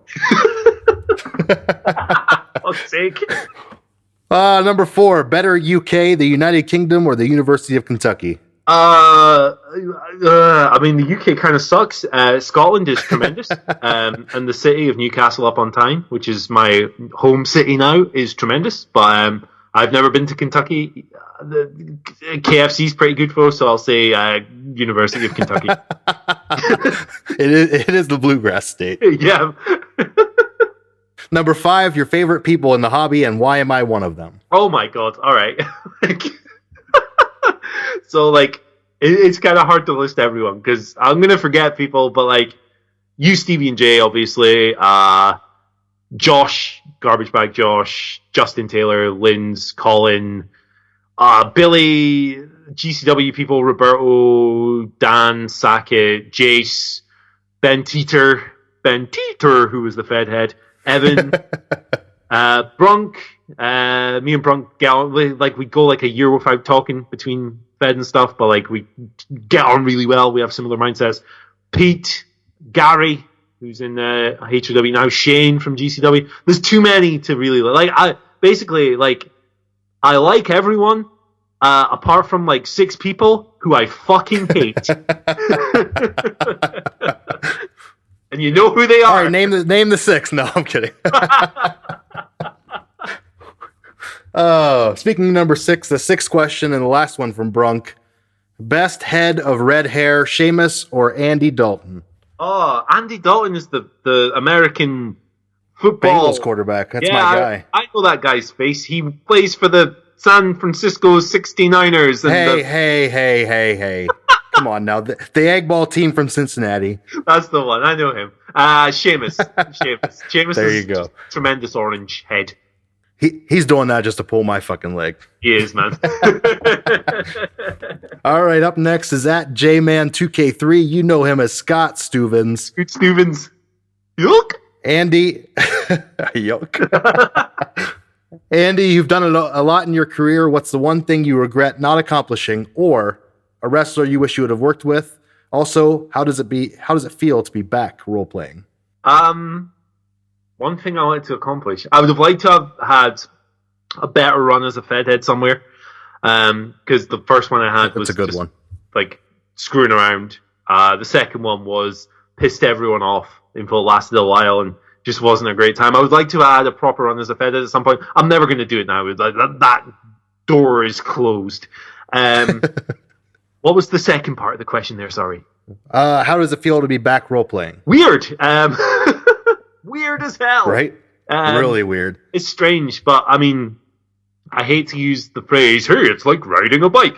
But it is like riding a bike. It comes back to you really quickly. I watch 20, 30 hours of wrestling a week. So it's not like it's this big hard thing where I have to knock rust off. I'm writing wrestling. It's a natural thing for me. So it's like, it's been good. It's been weird. But fun is the main thing. And I kind of like doing the heel promos now, which I haven't been able to do in like 15 years because I can just bury people and it's great. Yeah. It is. It's so great. At the Efed podcast producer, this is Brian. Hello. To follow up on Steuben's question, since returning to the hobby, what draws you to roleplay over Angle? You guys.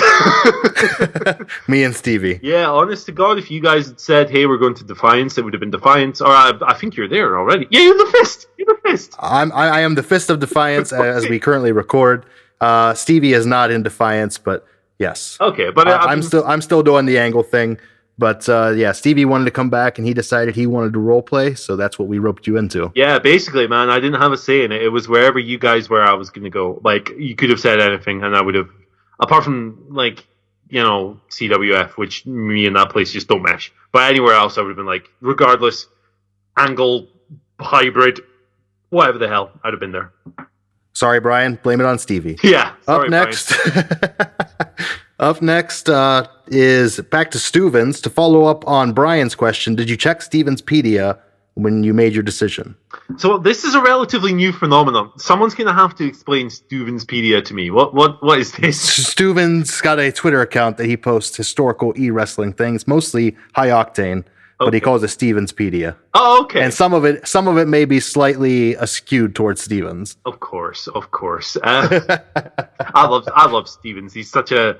Like, the thing I've always appreciated about Stevens is that he, like, you can kind of rib him a little bit and he takes it really well and gives you a little... He's such a solid guy. He's a lovely guy. Like, he's a guy I would have loved to have worked a proper program with in Defiance. We did a few things here and there, but yeah, I love Stevens. Like, the Stevens Twitter account is just a thing of legend.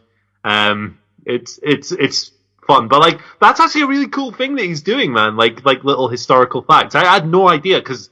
I fucking hate Efed Twitter. It's the worst thing in the world. But like that's we're gonna get there. Oh God, okay.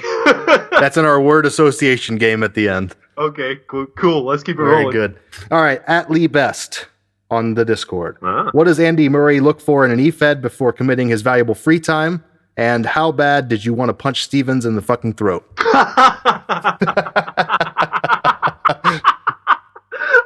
man. From an in-character standpoint, a lot. But OOC means Steven Scala really well.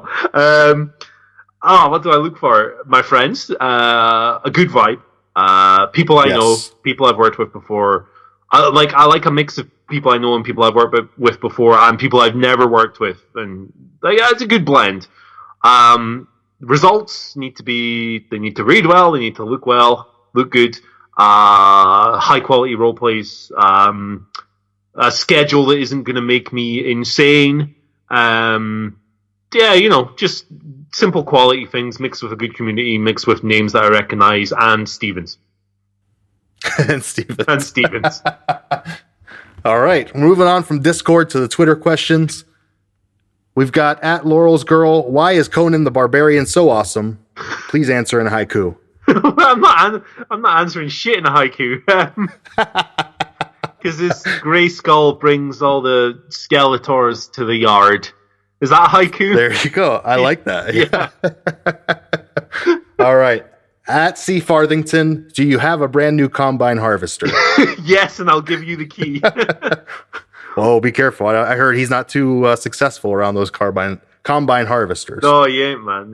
How did this combine harvester shit start? Was it on radio? It was Chris the Boss Ross. Oh, was it? Oh, God. Okay. Oh, yeah, he was going to make Colin die under a combine harvester. I hope you die under a tractor, is the quote. God. Oh, God. We did that. Oh, I love e-wrestling. We drove Chris to that. Like, he was a sweet boy before he met us. And now he's putting people in Tasmissions at the casino. At Cool Cancer Giles is up next. How do you like your eggs? I don't know what the term is in American. Like, I know you have, like, over easy and stuff like that. And I like a fried egg, but not... The yolk is, like, halfway between solid and runny. That's over medium. Okay, that's the one. That's the same way I like them. Good deal. It's the best way, man. It's the best way. If you haven't, if you're frying your little eggs and the white bit is still all snotty, you're an idiot. Sort your food out. It's too early. Yeah. At Billy in the Field, he asked a question on the Discord and on the Twitter. Wow. What a guy.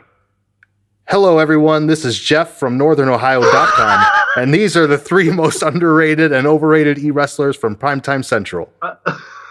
Fucking hell. I think we've hit about 20 in-jokes on this whole thing across multiple places. This is ridiculous. That's the best part. I love it. The most over and underrated people in PTC. Oh, Jesus.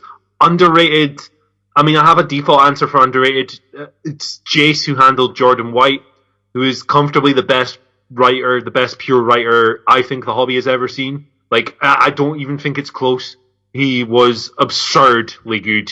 Read like a Thomas Pynchon novel or something. It was just ridiculous, but he was really good at telling wrestling stories as well, which was the main thing, because I think a big problem with like latter day PTC was that people were just writing stuff and it was amazing and you could sell the short story or write a novel or whatever and it was like great copy or whatever, but it had nothing to do with wrestling and it was bullshit. Jace had a nice balance and he was tremendous and he never got the due that he deserved because he was in GCW and he never did the Interfed stuff. And it was a shame, but he's the best writer I've ever seen in this hobby, and he's the most underrated because not enough people recognize that.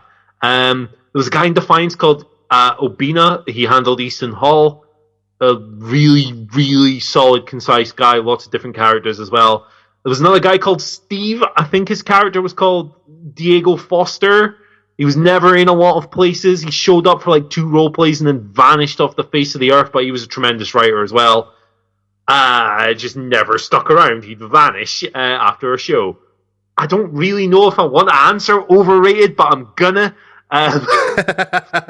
There was a guy called Aaron Nothings in Just Wrestling who wrote this flowery nonsense bullshit garbage that it was like this fake deep stuff that was about 7 layers of metaphors and allegories that were incomprehensible to anyone who didn't have 7 literature degrees and 20 masters, and it was nonsense. It was no. I'm only going to give you one more. Okay. It is from PCW. The character's name is John Gargano. Is who was handled by exactly who you think handled a character in an EFED. It was actually Johnny Gargano who handled this character in PCW, and I'm only putting him on this because Johnny Gargano is the most overrated wrestler in the real world. So I'm putting him on here. That's awesome. So good. Love it. All right, one more Twitter question from JFK_Kendricks. Yes. Murfongo, why are you such a manly man? Murfongo. This is Jesus Christ. Because I'm a manly man, baby. I've always said that. Yeah, baby. I've always said that. Yeah, but I said it first. Oops. Totally off. In jokes. All right, this is a big one. Who's your favorite Hollywood bruv? You can't do that. You can't choose. Oh, well, I mean, just tell him in character it's him and out of character it's me. There you go. I mean, you're putting me on your platform, man. So I've got to say you, right?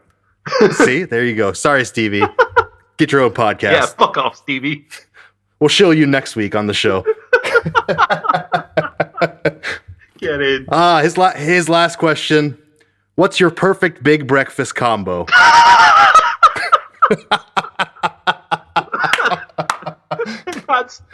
That's the most in joke yet, because only three That's people. That's the best in joke. Yeah. Yeah, only we know what that means. Yeah, the big breakfast isn't listening, by the way. I love the big breakfast. My favorite big breakfast combo is going all the way to a restaurant that your friends haven't gone to, sitting down, ordering your meal, and realizing you forgot your wallet.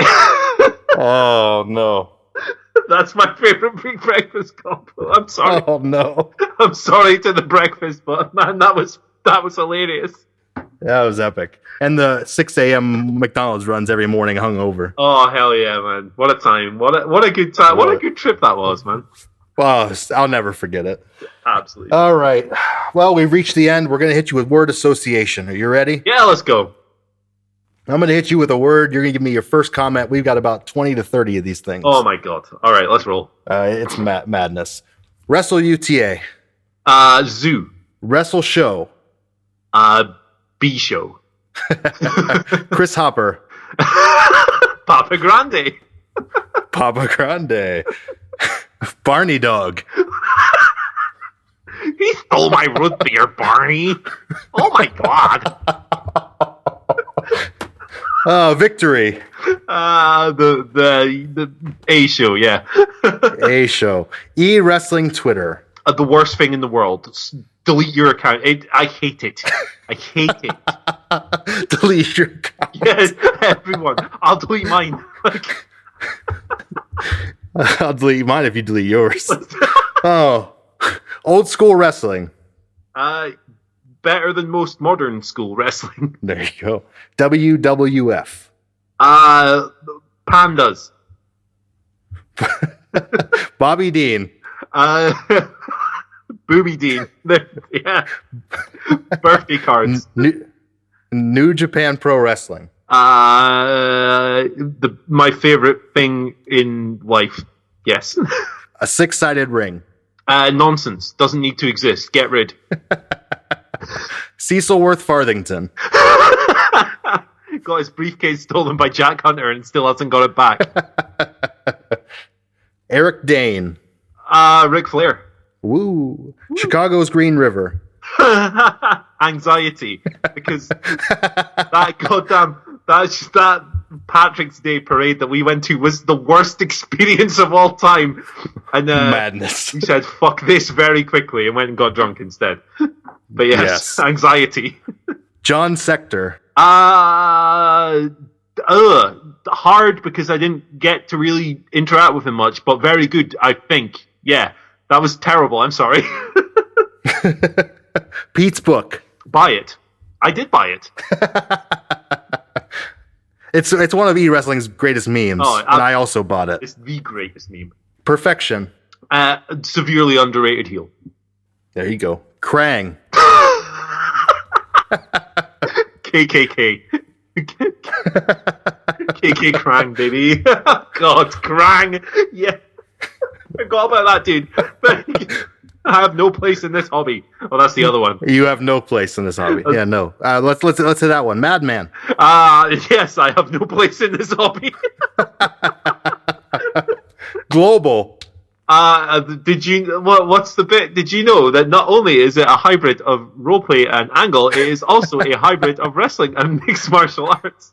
Global gets a bad rep. Global was pretty good. Watch out for that choke slam. God, we fucking said that. We warned London about choke slams about 400 times. One more thing. Watch out for that choke slam. Dan Ryan. Brock Lesnar. I mean that in the highest possible compliment because I love Brock Lesnar. GCW. The Foundation. Sugar Shane. One of the great characters in Efed history. Like, as a personality OOC, he was just... I love Shane, but he's a wacky guy. The Hollywood Bros. Awesome. All-time great tag team. Two of my favorite guys ever. Yeah, just nothing but love, bruv. The bruv love, I love it. There you go. The boss, Chris Ross. We've had our ups, and we've had our downs, but he's always had a Barney dog. Oh, Hoss fight. My favorite style of wrestling. A big breakfast. One of the great characters I've met in my life. One of the great characters of humans. He's fucking great. Like, Shaman. How, Eddie Fowler? It is me, the orb of the mother of the wolf and the bee in the forest. The Wolfinator. Fucking forgot about the Wolfinator. Fuck's sake. He claimed to have shagged Missy Hyatt, which was weird. That's not even the weirdest thing about the Wolfinator. Jesus. Fucking hell. This is ridiculous. Oh, it's amazing. Donnie Palooza. Fucking hell. Oh, Jesus, these are deep dives now, man. Oh, yeah. We had some help. Bigger than WrestleMania.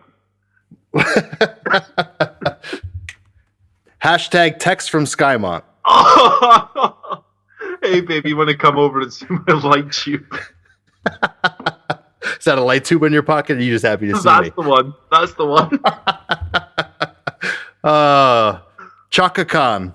Oh, the greatest artist of all time who wrote the greatest song of all time. For the greatest entrance of all time. Yes, mate. Jack Hunter. Little bruises. Ben Teeter. One of the best Fed heads of all time. Bad Graps. Oh God, I forgot about Bad Graps. Great time. Because sometimes, man, bad wrestling is better than good wrestling, and especially with friends. Yeah, man, I would rather watch a 2 out of 10 match than like a 6 out of 10. You know, give me crap over okay. Yes, absolutely. Lindsay Troy, one of the all-time greats. I could have come up with some witty joke or whatever, but can't be asked. It's just really good, and we're really good friends, and like we've never feuded, so maybe we can do that soon. Varga. Fucking lunatic. Again, one of the all-time great weird fucking dudes that I've ever met. Poser. When it's not great, when it's a 7 out of 10 or above, but if you're not hitting 7 out of 10s, it looks awful and you should not use it. GBJ. Love the guy, love the character. Ate pizza with him in Chicago. Yeah, nothing bad to say. Same as Lynn's, nothing bad to say. Pick base. Test pick base. Andrew Punisher Mark. Micro. I love micros. Like if you're crap at poser, and most people are crap at poser, just make micros. They're awesome. They are awesome. Jeff in Northern Ohio. Fuck's sake. Part of the Wolfinator cinematic universe. Lastly but not leastly, Andy Murray. Just some fucking hack who copies Dusty Rhodes and Ricky Steamboat. Yep. There you have it, man. That'll do, man. That was a lot of fun. Had a blast. The blast. That's going to wrap us up here at the Efed podcast on this week's interview with Andy Murray. Murr, thanks so much for joining us, buddy. Thanks for having me, man. This was a lot of fun. This was so much fun. So good. I forgot how good All right, man. the video and stuff was, man. This is a blast. And the podcast... Is there anybody else you want to shout out to? Anything else you want to plug before we split? No, man. Just come on. I've got one of these shit in character Twitter. Don't follow that. I hate the Twitter. Just look at HOW. It's really good, and we're really good, and you're really good if you're listening to this. Thank you for your time. Yes, at HOWrestling.com. Check them out. High Octane Wrestling. That's where Andy Murray, Mikey Unlikely, Kendricks, and Perfection are hanging out. It's 24K, the brand new stable, and tonight, as we record, are in a tag team title match. Yeah, we are, and we start off against each other in a gauntlet. Bastards. I see what you're doing, Lee. I know, Lee Best, trying to keep the boys down. I see it. We love Lee Best here. He's one of our patrons here at the Efed podcast. Oh wow, yeah, he's a good guy, man. Like I'd known of him for like 20 years because HOW's been around since the dawn of fucking time. I'd known of him and the thing for years, so it's cool to finally be there, work with him. Yeah, absolutely. All right, guys. For Murr, I'm Mikey. Thanks for joining us this week on the Efed podcast interview.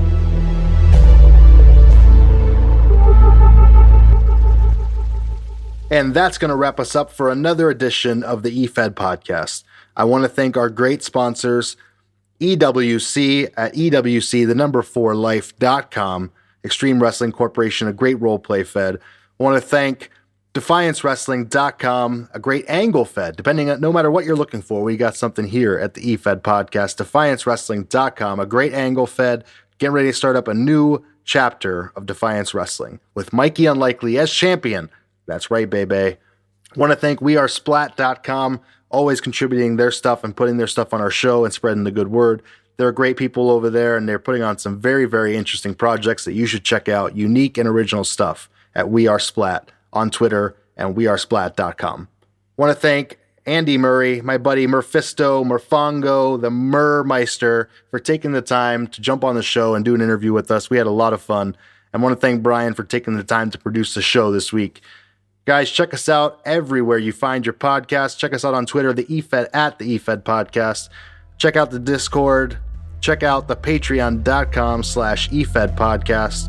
Until next time, this is the Efed Podcast, where the wrestling is written, but the characters are real.